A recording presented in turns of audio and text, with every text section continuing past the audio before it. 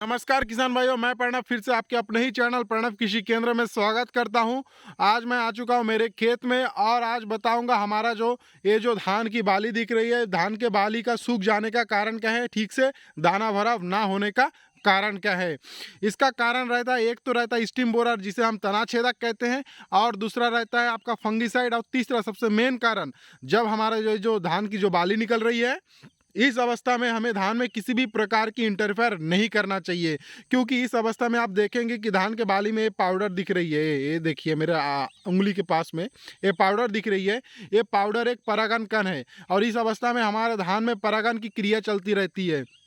इसलिए धान में अगर हम इंटरफेयर करते हैं तो ये पाउडर झड़ जाती है और जिस कारण हमारा परागण का जो क्रिया है रुक जाती है। इसी कारण हमारा धान का जो ठीक से दाना भराव नहीं हो पाती है। तो इस समय हमें धान में किसी भी प्रकार का इंटरफेयर नहीं करना है। हम क्या करते हैं, दूसरे के बात सुन के या दुकानदार के बात जो सुन के हम इस धान के अंदर कीटनाशक का छिड़काव कर देते हैं या खाद का छिड़काव करते हैं। ये एकदम रॉन्ग है, क्योंकि इस समय अगर आप धान में किसी भी प्रकार की हलचल करेंगे तो हमारा जो परागकण है वो झड़ जाएगी और हमारे धान का जो दाना ठीक से भराव नहीं हो पाएगा। इससे हम आपके उत्पादन में गिरावट आ जाएगी और आपको देखने को मिलेगा बहुत सारे दाना में या बहुत सारे बाली में धान का ठीक से भराव नहीं हुआ है।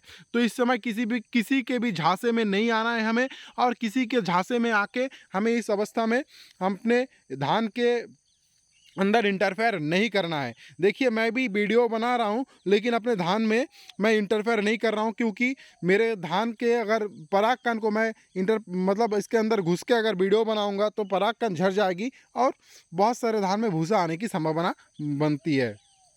तो हमें किसी भी प्रकार की अगर आपको दवाई का छिड़काव करना है या खाद डालना है आपके खेत में, तो आप क्या करेंगे कि जब धान पेट में है या गभोट अवस्था में है, उस समय आप क्या कीजिए, किसी भी प्रकार की अगर आपको कीटनाशक का छिड़काव करना है या आपको किसी भी प्रकार की खाद डालना है तो उस समय आप डाल दीजिए। नहीं तो ये जो अवस्था आप जो दिख रही है, ये जो अवस्था दिख रही है, इस अवस्था में आप अगर अपने खेत में अगर कीटनाशक का भी छिड़काव करेंगे तो भी आपको आपके उत्पादन में गिरावट आ सकती है। क्योंकि परागकण इतना नाजुक होता है, इतना नाजुक होता है कि आप अगर छिड़काव भी करेंगे ना तो ये झड़ जाता है।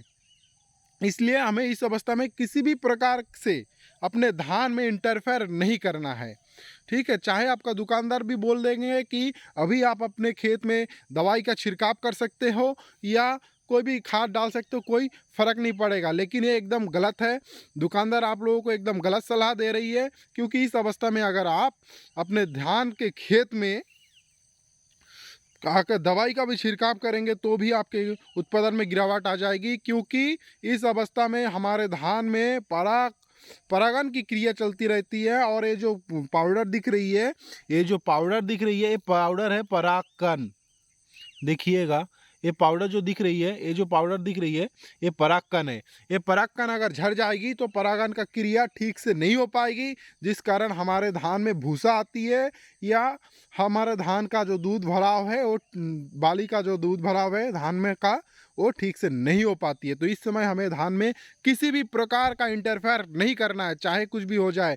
इसके बाद अगर आपको करना ही है तो कुछ एक आध हफ्ते रुक जाइए, देखेंगे ऐसा जब हो जाता है धान का, ये देखिए ये क्या है, धान थोड़ा झुक गया है, ऐसा जब हो जाता है, झुक जाता है धान, उस समय आप क्या कीजिए, अपने धान में छिड़काव कर सकते हैं दवाई का भी या खाद भी डाल सकते हो। लेकिन जब ऐसे सीधा रहता है बाली और इससे पैसा परागकण दिखाई देता है तो उस समय हमें धान में किसी भी प्रकार का इंटरफेयर नहीं करना है।